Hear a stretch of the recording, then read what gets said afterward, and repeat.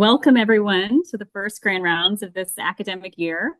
I'm very pleased to introduce Dr. Octavia Peck-Palmer. She's an associate professor at the University of Pittsburgh School of Medicine. She serves as medical director of their automated testing laboratories, division director of clinical chemistry, and vice chair of health equity. And notably, Dr. Peck-Palmer is also the immediate past president of ADLM, the Association for Diagnostics and Laboratory Medicine. Dr. Peck-Palmer has numerous research publications on sepsis and relevant to today's talk on healthcare disparities and inequities. Today, her talk is entitled Laboratory Medicine, Translating the Power of Diagnostics and Data Analytics to Identify Inequities and Eliminate Health Disparities. Dr. Peck-Palmer, welcome. Thank you so much for that great introduction, and thank you for the invitation to be here today. So I'll go ahead and get started. We got two screens. Here are some of my disclosures. None of the disclosures actually relate to the content that I'm going to be presenting today. And here are our learning objectives. Following this presentation, the participant will be able to describe the role of laboratory medicine in ensuring health equity, describe how laboratory-generated data can identify care gaps, and then list the reasons why using race in care algorithms is harmful. One of my favorite impactful quotes is by the Reverend Dr. Martin Luther King Jr. And he says, of all the forms of inequality, injustice in healthcare is the most shocking and inhumane. And as we go through this talk today, I'd like us to think about the idea that laboratory medicine must be knowledgeable of the inequitable practices of medicine in order to identify innovative processes to change it and to ensure better health for all. So we're going to have to start unlearning what we've learned. I get the opportunity to practice laboratory medicine in the city of Pittsburgh. Here you can see the University of Pittsburgh Medical Center. Here's our laboratory. And while it looks like no one is in that lab, there's literally about 144 people. But every time I pull my camera out, they all disperse. And also, just of note, my organization is multinational in the regards that we do have hospitals and clinics throughout the country, but also throughout the world. And that's important as we start to talk about inequities and health equity. Just recently, our hospital was recognized as the 2024 Best Regional Hospitals for Equitable Access. And the U.S. News identified 53 hospitals that met at least two of the following criteria that you see below. Now, that's important to think about what access means. And as we think about the access to care, to ultimately getting the correct care, getting the follow-up care, and then ultimately being able to have health equity realized on a larger front. But I'd like to step back for a second and share a little bit with you from a 2019 study that was supported by the Pittsburgh Mayor's Office, specifically looking at gender and racial equity. The goal here was to identify Pittsburgh's inequalities based off of two of the most significant determinants of quality of life in the U.S., that being gender and race. And as you can see at the bottom of the screen, it notes how they categorize individuals, either being white women or men, Black women or men, and then ultimately a third hybrid racial group that they termed AMLON, an acronym for Asian, multiracial, Latinx, other, or Native American. Thus, you could assume that Pittsburgh lacks in diversity to be able to have a group that could represent each of them on their own. But here I'd like to share with you that there was some troubling results that came from this. All individuals identified in this study actually experienced some inequalities. And one of which that was highlighted, it was that Pittsburgh was arguably the most unlivable place for Black women. It also noted that Black women would do better if they moved to 85% of the other cities that were comparable to Pittsburgh. Now, I noted earlier that all individuals had some type of inequality that impacted, whether it was maternal fetal health or income or poverty or the way in which individuals receive job opportunities. And so you can imagine that if we identify one health inequity, everyone then ultimately benefits from being able to identify solutions to eliminate that inequity. Inequities also lead to health disparities, and health disparities are preventable differences in the burden of disease, injury, violence, or opportunities to achieve optimal health that is experienced by a socially disadvantaged population. And you can see in the box here that health disparities result from multiple factors, including poverty, environmental threats, inadequate access to healthcare. That's where we come into play as a profession and field, individual and behavior factors, and educational inequalities. Once we start to center lab medicine on identifying and eliminating health disparities, it makes us think about a couple of things. One of which, do we even know the health disparities that our communities actually suffer? Do we actually know and can list the barriers in which the communities that we serve actually experience? And then do we know how our institution or organization recognizes, strategizes, and promotes the care of individuals who are actually impacted by health disparities? And that's what I want to center lab medicine around. Key here is that I had the opportunity to participate in a thought paper specifically thinking about how laboratory medicine must play a role in eliminating health disparities, and included clinical chemists. It also included Dr. Perez Sable, who is the director of the National Institute of Minority Health. And that's important because we think not only about medicine, but about science. What studies, what money is being supported in the area of identifying and eliminating health disparities? You can see here that some of the experts noted that the diversification of non-white racial ethnic groups in the United States has led to a more nuanced spectrum. Also, another expert said we need to really consider whether our statistical population correlations are meaningful for individual patients. That idea of actually delivering personalized medicine and not population medicine. Also, we have to think about our unconscious bias can lead us to believe that we're helping marginalized communities, but in reality, we may be perpetuating stigmas.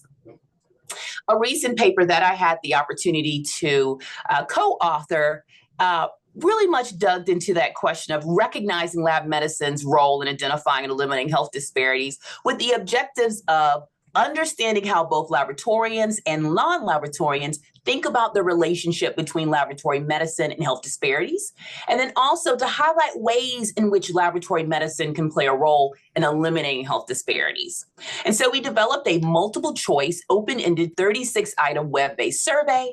We had 215 participants complete the survey, and 93.5% of those participants noted that they understand the terms health equity and also health disparity, all of which is very important as we start to think about lab medicine's role here.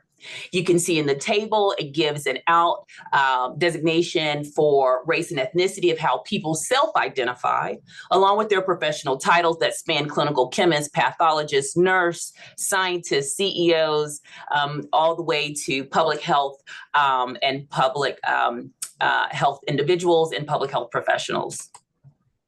And so I want to share with you a couple of the findings from that work. One of the questions that we asked in the survey was, select the top 5 health issues you feel are the most important that you can impact in your field.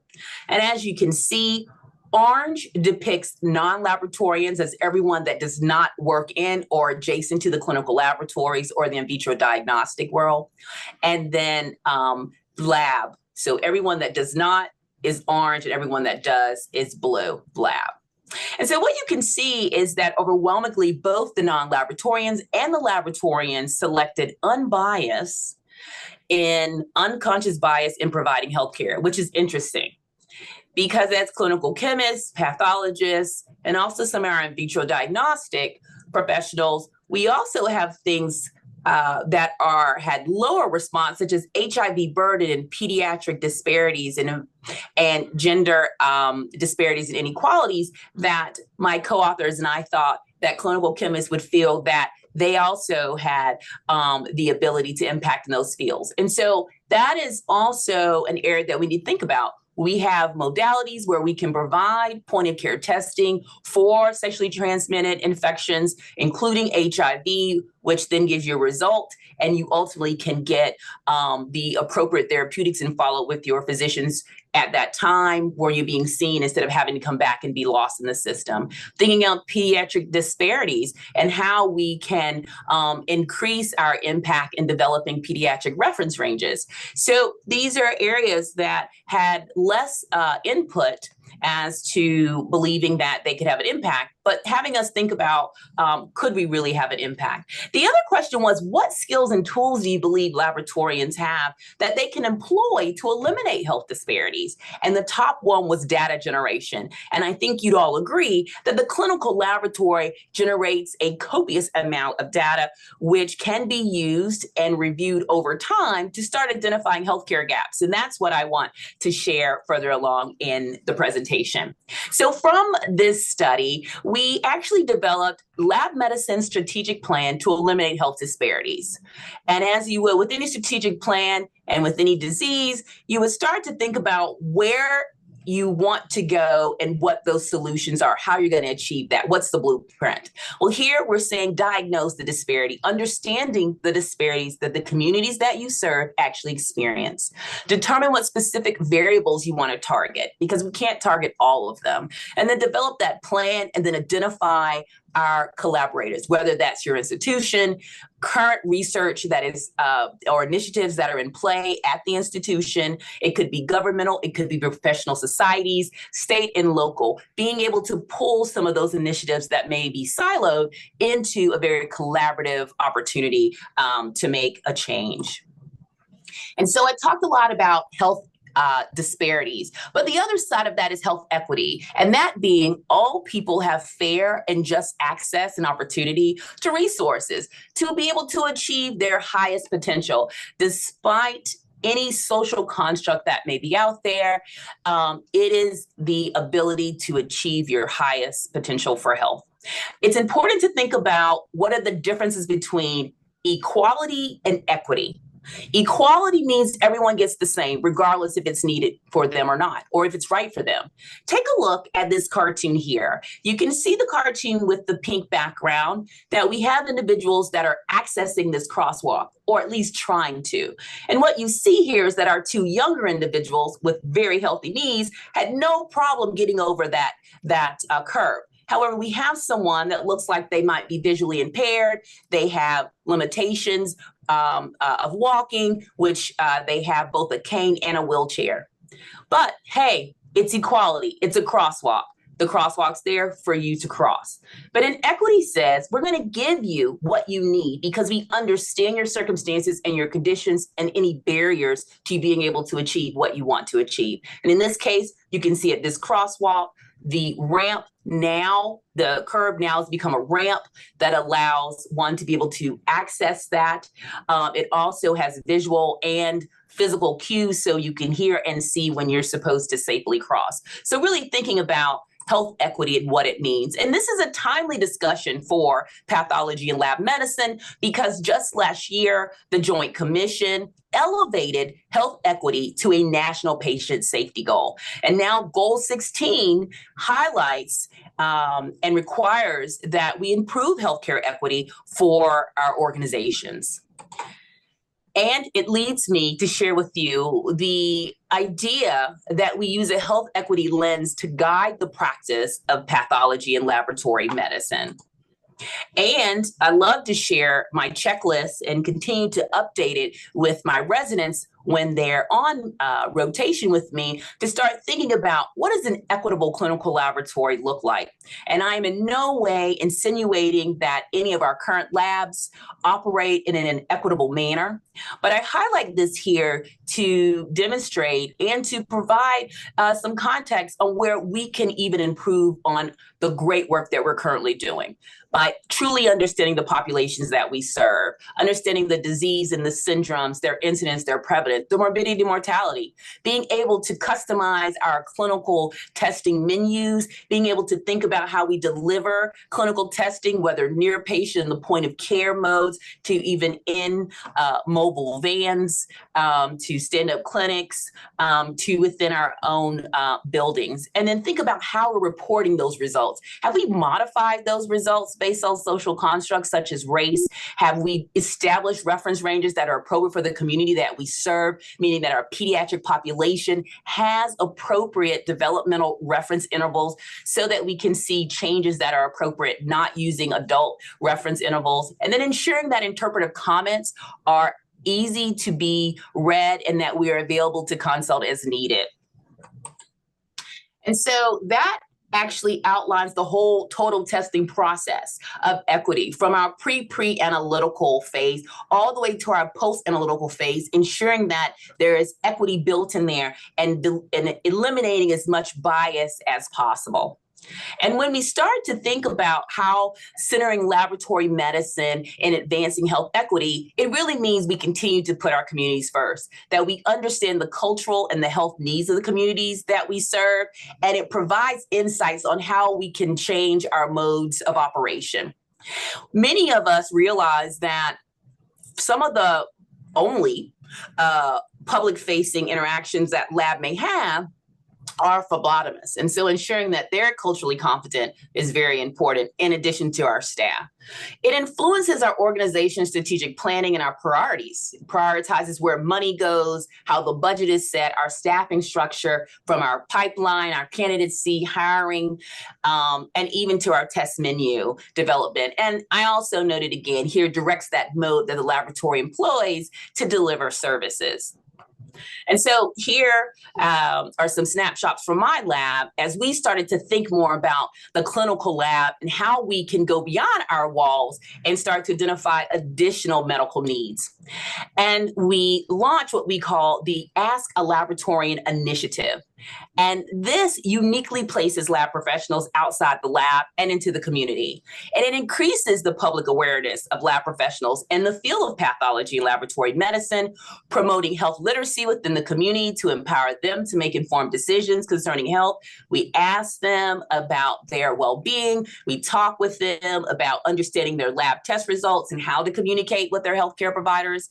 It also builds trust among healthcare and patients, and it's creating these safe spaces for the community to share their medical needs and concerns with us.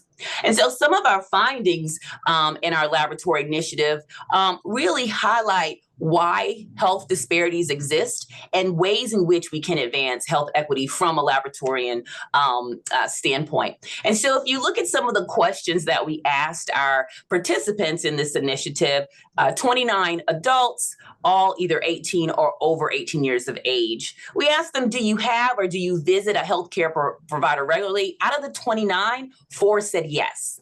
Okay, so do you have anxiety seeing a healthcare provider? Out of the 29, 18 said yes.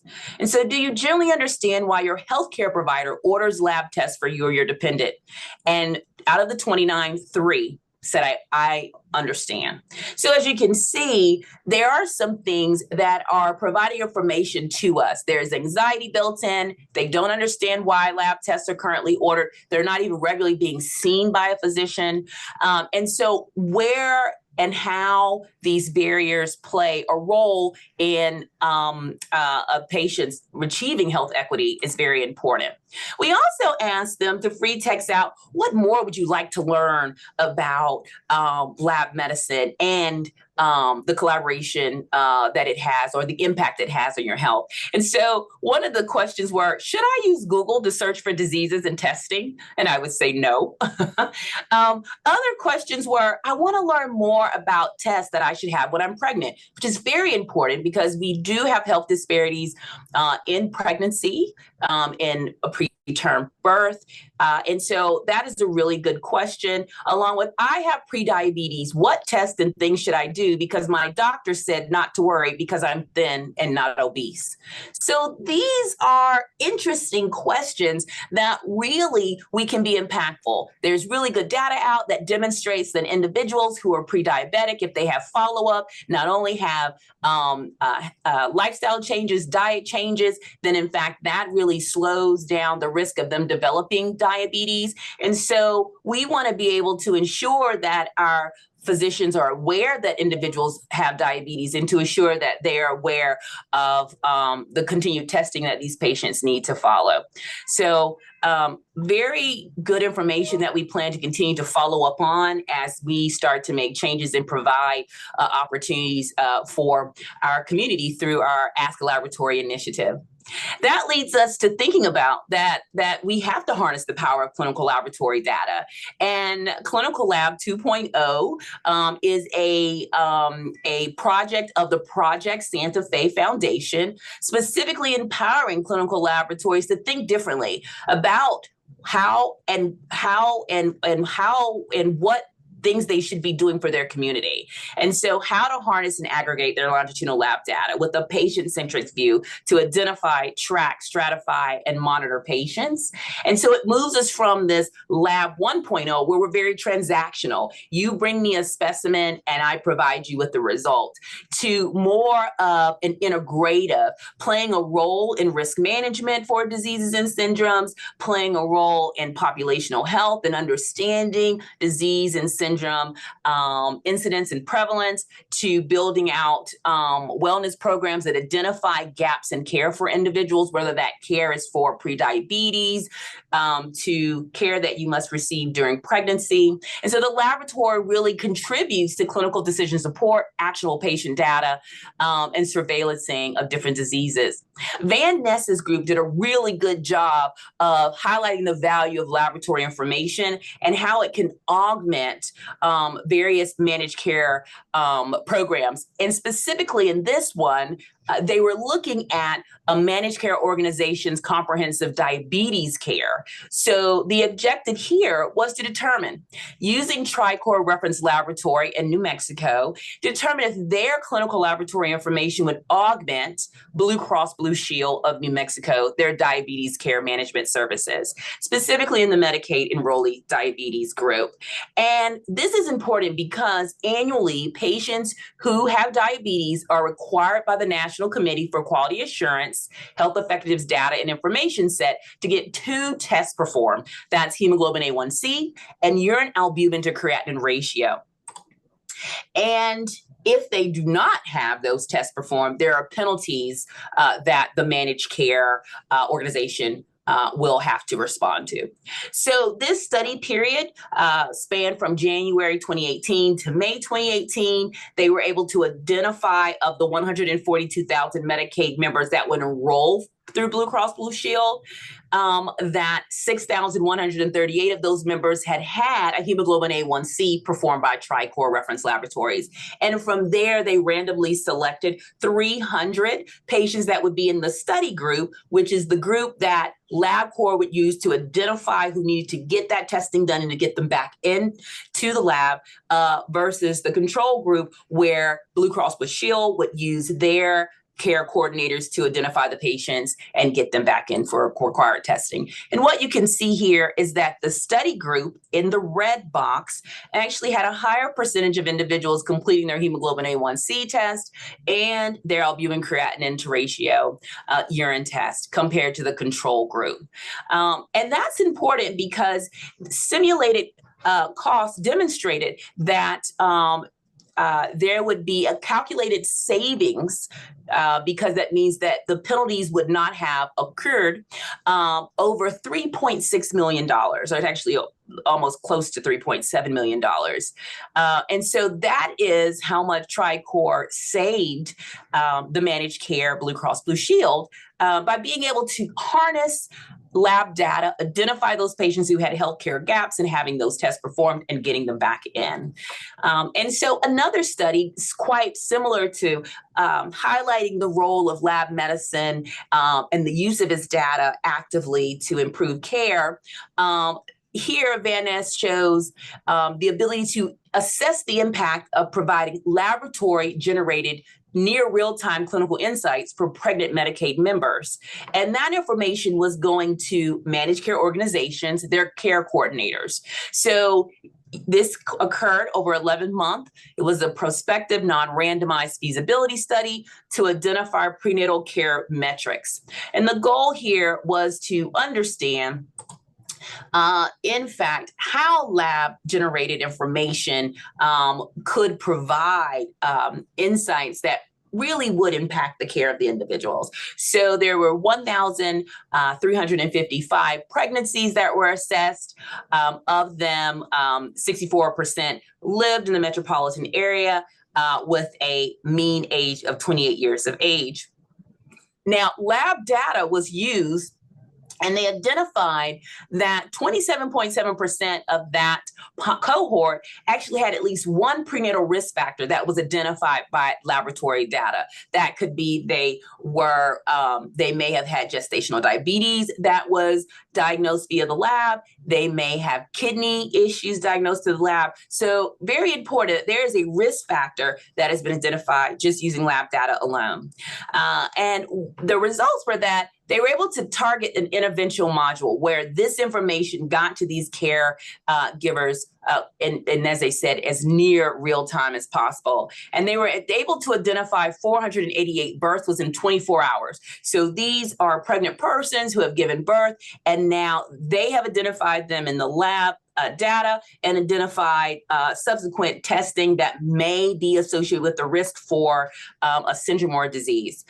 They noted that 64% of women who had at least 80% of their prenatal care gaps closed. They were, prenatal care gaps associated with guideline-based lab testing was closed, meaning that there are a host of tests that should be performed during pregnancy to look for abnormalities, to look for neural tube defects, to associate if there is either kidney issues, or to determine if individuals have gestational diabetes. And so they are noting that they were able to close those gaps for those individuals just using lab data alone, identifying them. They also noted that women with ongoing prenatal care had fewer emergency department visits. This also has been reported in the literature and other studies. Again, prenatal care is associated with decrease in ED admissions, decrease in complications in preterm delivery. And they also know that neonatal intensive care unit admissions were lower in patients who received prenatal care. Again, this has been supported in past literature.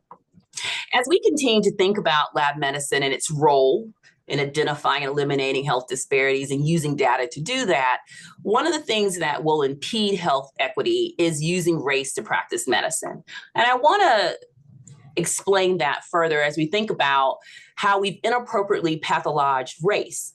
And the idea is that race is commonly used as a proxy for social factors, but it's not accurate because race is a social construct, not biological or biology. And so race oversimplifies complex health issues, and it's a contributing factor to mediating health disparities. And we know that two unrelated individuals are 99.9% identical in their DNA sequence, but that 0.1% variance. And that variance is found between individuals with the same race. And there's more genetic diversity within a race than between races. So racism has significantly impacted healthcare policy, healthcare delivery, and the practice of medicine. And let's just dive into that a little bit more. As we're aware, the CDC stated that racism is a public health crisis. They have core commitment to health equity, denoting that racism has to be eliminated in order for us to see realization of health equity. There has been work by pathologists that really review the use of race and ethnicity in medicine, and a recent work reversing historical trends, unlearning what we've learned. And so where and how did race infiltrate medicine? Race was originally induced in U.S. medical curriculum to support the idea of essential difference in 1790 by Benjamin Rush. And he asserted that Blackness was a kind of particular leprosy. And so that notion of essential difference spanned from the difference in the pelvic of a enslaved person, the difference of the lung capacity of a slave person compared to a white owner, and thus justifying the difference there. The picture that I just opened up is a picture of horrendous experimental operations that were performed on enslaved Black women with no anesthesia. A lot of the work that comes out of gynecology and that practice, the specialty, actually is built out of a lot of the findings that took place on experimentation of Black enslaved women. And so as we think about race has been weaponized from, as you've seen in the news and read studies of social and political science, of home appraisals, insurability, even minimizing the experiences of African Americans, Asian Americans, Native Americans, indigenous people globally, but also stereotypical and bias. And so these practices of bias has actually infiltrated also how we practice medicine. Really nice study that was recently published titled Racial Bias in Pain Assessment and Treatment Recommendations and False Beliefs About Biological Differences Between Black and White Individuals. I pull out the table here because I think this gives us a really good illustration of what the authors found.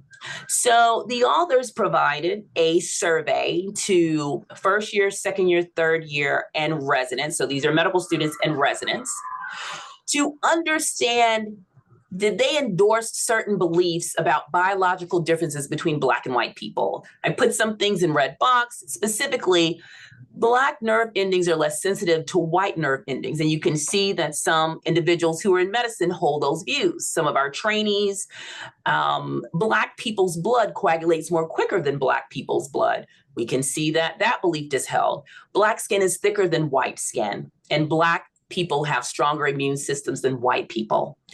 Why does this matter that these beliefs are held, and how does this impact medicine? Well, it shapes the way that we perceive and treat Black people, or even people with darker skin. It also is associated with racial disparities, as noted by the work done here in pain assessment. So the pain is not deemed important or high enough or severe enough to warrant treatment. And so those recommendations are not provided for that patient, and thus they lack care.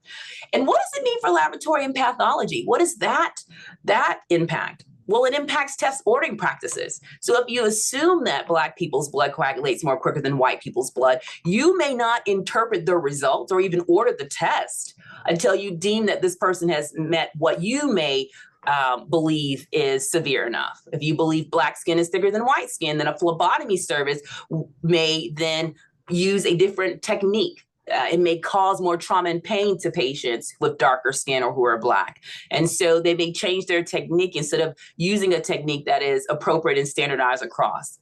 If you believe that individuals have stronger immune system, then you won't interpret the results that you get back from the clinical lab based off of a reference interval that we provided because you don't believe this person is sick enough. It ultimately leads to in limiting testing in certain populations. Think more about how racism and bias can influence the access of clinical testing. A nice study that was done in 2019, looking at racial and ethnic disparities in emergency department care and health outcomes among children in the US from 2005 to 2016, demonstrated that Black pediatric patients are 24% less likely to have a blood test during their ED visit than white pediatric patients, despite having similar degrees of illness and warranting the need. How can lab medicine play a role in that? Well, as we engage in more digital pathology and thinking about machine learning and understanding that certain tests actually warrant reflexive testing, we could prompt the physicians and note that based off of this clinical scenario of your patient, these tests are warranted to be performed. And you can see that the racial categorizations are along the lines, different colors: blue for white, orange, which is the lower, less testing, orange, Hispanic, gray, Asian, yellow, and then other being blue. And I do want to note that I totally understand that Hispanic and Asian umbrellas together a group of people who, in fact, do self-identify even further. And so we're not really providing them the accuracy that they need as we continue to umbrella them under one term. This all plays into disease stereotyping for specific racial groups. Thus, the test is not performed. If you believe that sickle cell disease is only for the African population, then there are host of individuals that will not get that test, or there will be a delayed diagnosis. Mediterranean populations, even thinking about the admixture that we have in our own country, and not thinking about individuals that may self-identify with more than one racial group. Thinking about cystic fibrosis, if you believe that that is only a European disease, and so thus then individuals who do not self-identify as European and come in with symptoms and ultimately have laboratory results that are diagnostic of a disease will not get that follow-up. So clinical symptoms such as pain, as we saw in the other, and then profiling, testing practices that are unwarranting, thinking about toxicology and illicit drug use. So laboratory test menus, consultation services, and electronic alerts could possibly aid in appropriate tests being ordered for all patients. And this leads us to some of the race-based clinical algorithms that are used to adjust or correct outputs from the clinical laboratory. And it's all based on a patient's race or ethnicity. And so the clinical laboratory has performed the test, but ultimately that test is further modified based off of race. Physicians and healthcare providers, they do employ these race-based clinical algorithms to individualize risk assessment and guide clinical decisions. It's been legitimized by medical societies and organizations, and thus subscribed for physicians and healthcare providers to use that. It's in a host of medical specialties, and not just in nephrology, which many of us are aware of. And let's kind of talk a little bit about, as a case study, nephrology using race-based clinical algorithms, and specifically looking at the estimated glomerular filtration rate. And so there has been a lot of work prior to 2020 of pushing to have race removed from these algorithms. However, more momentum built out of 2020, and we started to get more interest across medicine in looking at how race is being used and how people are being infected. So let's look at the paper in which we first see the introduction of a Black modifier for the estimated glomerular filtration rate. And here, Levy, the 1999 paper titled "A More Accurate Method to Estimate Glomerular Filtration Rate from Serum Creatinine, a New Prediction Equation." It reported a 12% increase in creatinine in Black patients, and there were only 197 Black patients that were analyzed in this cohort. It attributed the creatinine difference in these Black patients because they had higher muscle mass. However, muscle mass was never measured in this study, but they still used Black race as a surrogate for muscle mass. And ultimately, they cited small, irrelevant, outdated studies to support biological differences between Black and white individuals. And you can see the 1999 paper cited a 1977 paper that specifically talked about higher total body potassium, was not muscle mass. Also cited a 1978 paper that was performed in children. We would never compare a pediatric study to an adult study. And we also see that there was a 1990 paper that they cited that reported racial variation in creatine kinase, independent of lean body mass, and it was 30 Black Afro-Caribbeans. And so these were individuals not from the States, and 30 white, healthy British hospital workers. And you can see the original calculation that has the African-American adjustment.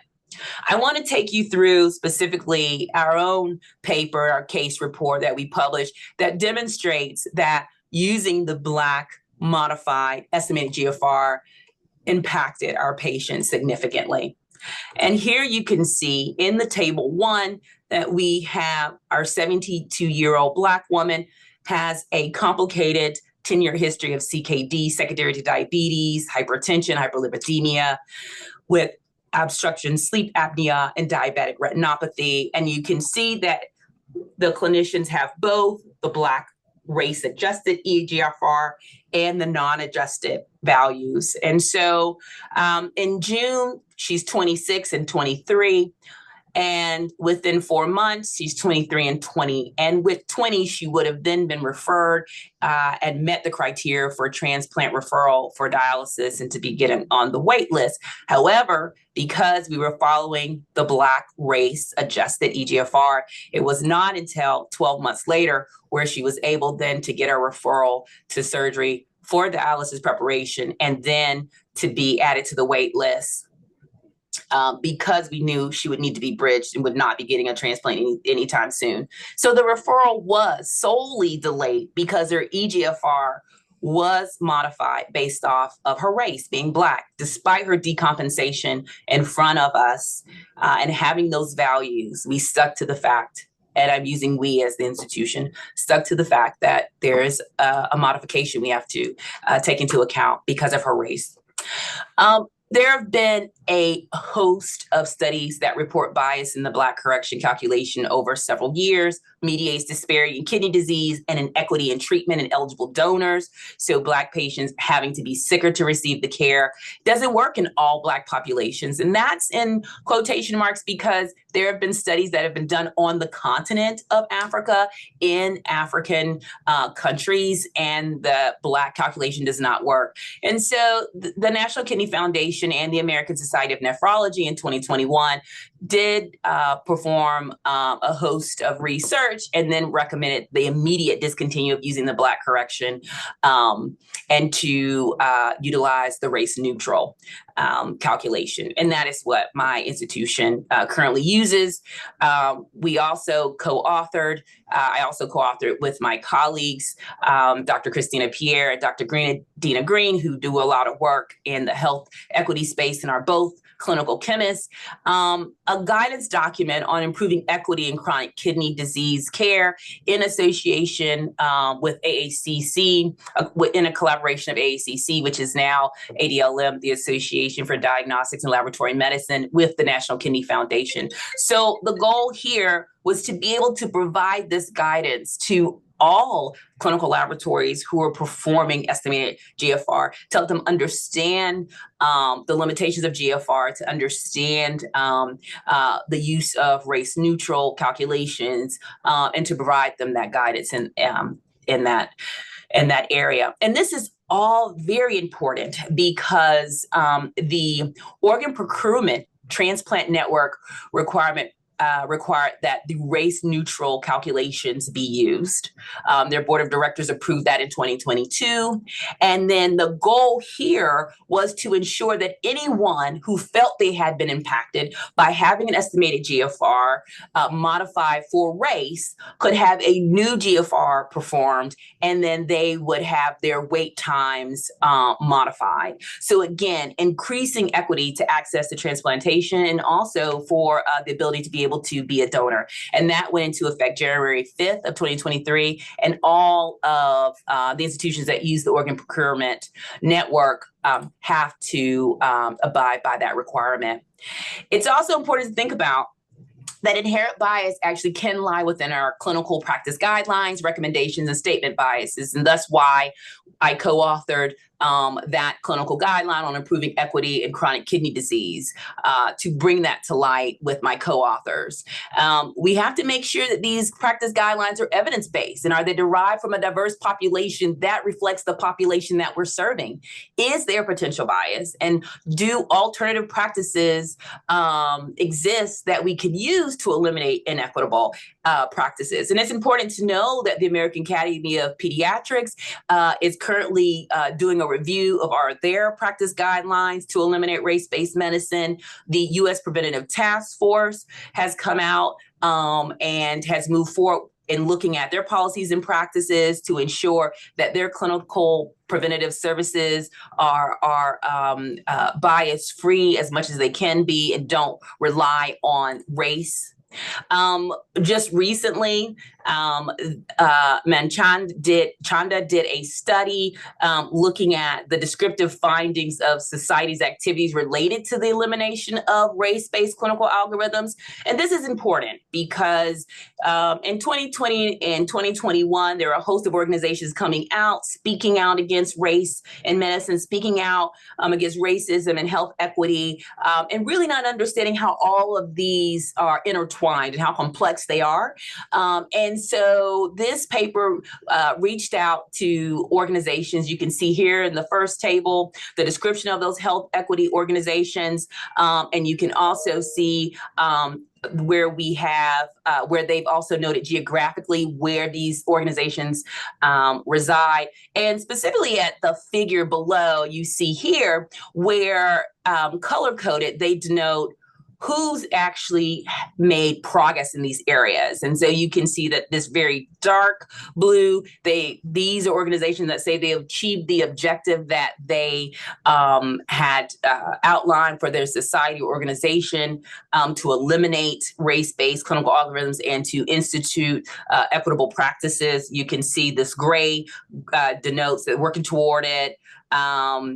We've got planned but not started, considered but not going to take action. We've got have considered working toward this, don't know, not applicable. So there's work in the space, but there's also individuals who have not done work in this space. And so understanding what the caveats are to that and making sure we get to a place where all individuals have appropriate access to care is important.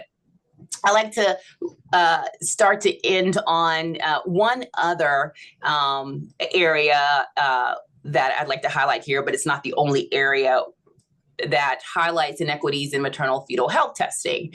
And this is maternal serum screening. And so it's performed in the first and second trimesters to assess the risk of fetal chromosomal abnormalities and neural tube defects. I would say all of our laboratories are accredited by the College of American Pathologists, and they have a checklist item that requires accredited clinical laboratories to adjust maternal biomarkers specifically for race and other races if warranted. And they've cited 4 papers as to why they believe that's important. And they cite that Black and white women exhibit different circulating concentrations of the following analytes that are used in maternal serum screening. However, you can think, why is it just Black versus white? We have a host of pregnant persons who identify various racial groups, and are we in fact impacting them when we denote that Black individuals are so much different than white pregnant individuals? And so what has that been hinging on? It's been hinging on this idea that alpha fetal actually differs in race. And so a colleague of mine, obstetrician gynecologist, Dr. Shani Delaney, and her team evaluated the relationship between alpha fetal protein and race in a general population genetic screening cohort. And they did a retrospective analysis of over 40,000 patients who were receiving prenatal analyte screening at the University of Washington between 2007 and 2020. And what they found was that there's no significant difference between Black and white individuals and their circulating alpha fetal proteins during pregnancy, even when we adjust for age and gestational age, along with maternal age and maternal weight. And so we recently published a paper highlighting that we should be reconsidering the use of race adjustments in maternal serum screening. That was published in the American Journal of Obstetrics and Gynecology, and really highlighting here that in a collaborative care approach with test guidance from the clinical laboratorian, physician, and genetic counselor, maternal serum aneuploidy screening is achievable without race adjustment. And so our hope is that more work will be done in that space. And so as I leave you today, my goal is that we've looked through some of the research, some of the thought processes, some of the history, and some of the ways in which we can, as laboratorians, as a field of pathology laboratory medicine, advance health equity.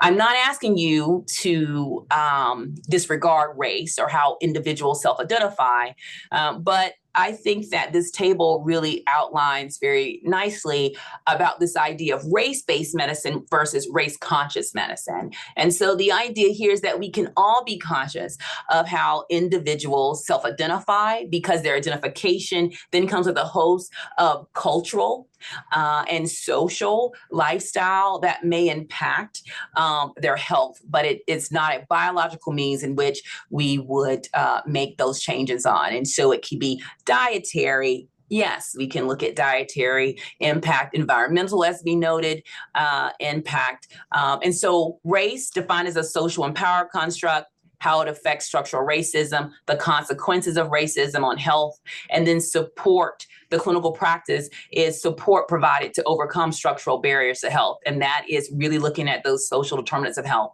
and understanding why individuals get care late, understanding why individuals get differential care, and then ultimately understanding why test results are interpreted incorrectly and how do they impact if someone will have a positive outcome or a negative outcome to their disease or syndrome. And all of that goes to now reducing racial health inequities that one experiences. So this is very important. All of us, if not already, learning more and more about digital pathology, learning more and more about machine learning and artificial intelligence. And if we have built-in bias in our AI and machine learning, then it will ultimately continue to perpetuate those health disparities, and ultimately we will not achieve health equity. So in summary, the laboratory medicine and pathology field could actively identify, acknowledge, and assess the health and medical needs of medically underserved populations to advance health equity. It is important for us to identify our cultural competency gaps for both our lab staff and ensure that we acquire those. It is important that we remove race-based corrections from our clinical laboratory results and allow symptoms and the test results to aid in determining patient management. We should continue to identify ways to harness our clinical laboratory data, whether that's real-time alerts or detection of health gaps for the communities that we serve. And then understand that as we employ more data science, machine learning, artificial intelligence, that identifying biases earlier on will improve the ability for us to advance health equity. So I'd like to acknowledge the team that I get to work with at UPMC Presbyterian and Shadyside Automated Testing Laboratories, and some of the fundings that I've received during this time. And I will end right here and take any questions or open for any discussion. Thank you again for your time. Thank you so much, Dr. PeckPalmer. That was a wonderful talk. Any questions from the group? Otherwise, I have a couple. So maybe I'll go ahead and start. And I see a few people coming off mute. So I did have a question about the maternal markers and why it's been slow. And actually, any of these professional organizations that have been slower to change the race-based equations or medicine practices compared to the nephrology community, which took care of that a few years ago. Do you think it might be because some of these changes are a little more controversial, less clear-cut? Like with the EGFR, it was clear that there was underdiagnosis of Black patients, and there was really clear-cut harm from adding that correction factor, whereas I know with the maternal markers, there's some controversy, some literature saying it shouldn't be removed and some saying it should. Do you think that's why some of these professional groups are slower, or are there other reasons for removing those factors? Your discussion around that, I believe, is quite pertinent. And I would say that in the nephrology world, this had been a discussion for years. Dr. Vanessa Grubbs, who is a nephrologist, a Black woman nephrologist, also an NIH-funded researcher in nephrology-related research, this has been part of her work for 15 plus years. So there had been a track record of against the idea that we would cause more harm by removing it than we would by keeping it in. I think that is the history of that, because it just had so much history. And what I just said earlier was the fact that I'm still not clear why individuals are okay with knowing their harm exists, but not wanting to make a move. And I think that's where we are with Dr. Via's paper, who was published in New England Journal that I showed you. And while I didn't show each of the tables, every specialty had some type of inequity, whether it was based off of being Black or being Asian, even gender-wise, of being a white girl and then saying your risk for UTI, when we know you can go and get a urine culture and we'll know if you have a urine infection. And so I think many times when medical societies and guidelines legitimize this and put it into words and put it into publications, it's very hard for people to remove it, because it just says it has to be, the science is right. But the design of the studies are biased. Because if you think about it, I have friends who've identified as being from the continent of India, and they had a Black EGFR. But when they looked at their non-adjusted one, they said, wow, I'm more, my kidneys are more decompensated than I am with using the Black one. Why did my physician use this? So we have to understand that these race modifiers actually impact everyone. And when we start to peel that back and make some changes, we'll all see benefits. But I believe the nephrology world is because so much work had been done in that space before, and that we couldn't turn away from that argument, and that they saw too in the continent of Africa that those equations didn't work if we identified and said they were Black individuals too. Yeah. Makes sense. I see Sophia. Did you have a question?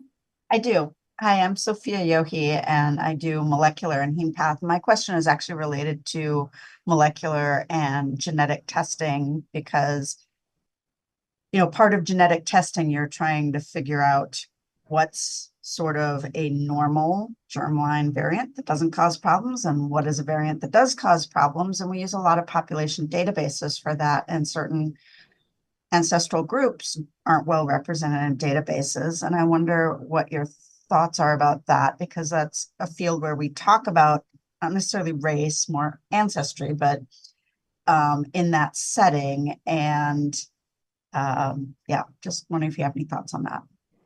Yeah, Dr. Yohe, you bring up a really good question there. And the discussion around that is that we do have to do better in enrolling more diverse populations in order for us to have the data we need to make these interpretations.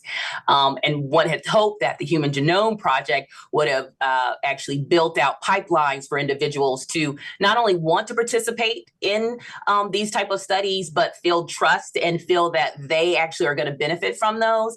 And I agree with you. It is not until we start to think about, I believe, labs should start thinking about the communities that they serve, and then push for resources to be put forward so that we start to understand the communities that we actually serve. It is a deficit there, and we're going to have to find a way to do better. The goal here is the Ask the Laboratorian. One of the questions I didn't show you was, how many clinical trials have you volunteered for? Well, it's interesting that some of our participants said, well, no one's even asked me to be a part of a clinical trial. And so it could have been that there had been some type of lab value that may have been modified, or a clinical guideline that out from the outset, it actually biased this person to not be an eligible candidate. And so we do need to start looking at those areas in which eligibility in general prevents someone from even going to the next step. But I agree with you. We do need that. Ancestry is important. And ancestry is going to be important as we go along to start to identify what actually is real risk versus what is a non-risk for a disease. I hope that was helpful. Yeah, thank you. I'm going to insert the last question. We have a trainee submitted. Oh, okay. How does your institute integrate DEI into the residency teaching curriculum? Yes, that's a great question. And so we have a course called Race in Medicine, which I teach in. I actually teach from the standpoint of lab medicine. Many of them are not even aware of what testing is modified. So we go through all the specialties. We also talk about how we are unpacking the current curriculum.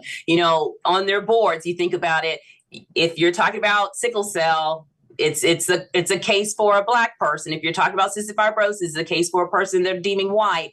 And so thinking about how we've already injected into our trainees that looking at someone's skin color is going to set how they're going to be treated. And that's not what we want. We want the treatment to be based on those clinical symptoms that they're presenting with.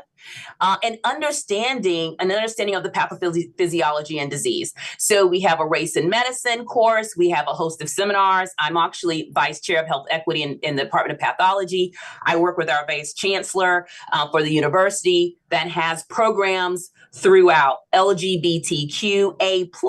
We need to ensure that we're providing them with equitable care. How are we clear about if there are any hormones that therapy that could be impacting our lab results? Are we calling criticals appropriately when we see differences in their heme readouts and their coag readouts? So we have instituted both a curriculum review that's consistently on the review, a race and medicine course that all of our medical students have to go to, and then also in pathology, all of my residents have both readings and health equity and health disparity curriculum. Thank you for asking. Okay, that is going to be it for this morning. Thank you very much for joining us today. That was a wonderful lecture. We are going to now break out and go to our next meeting. But thank you once again, Dr. Palmer. Thank you so much, Amy, and thank you, Dr. Karger. I appreciate it. Bye-bye.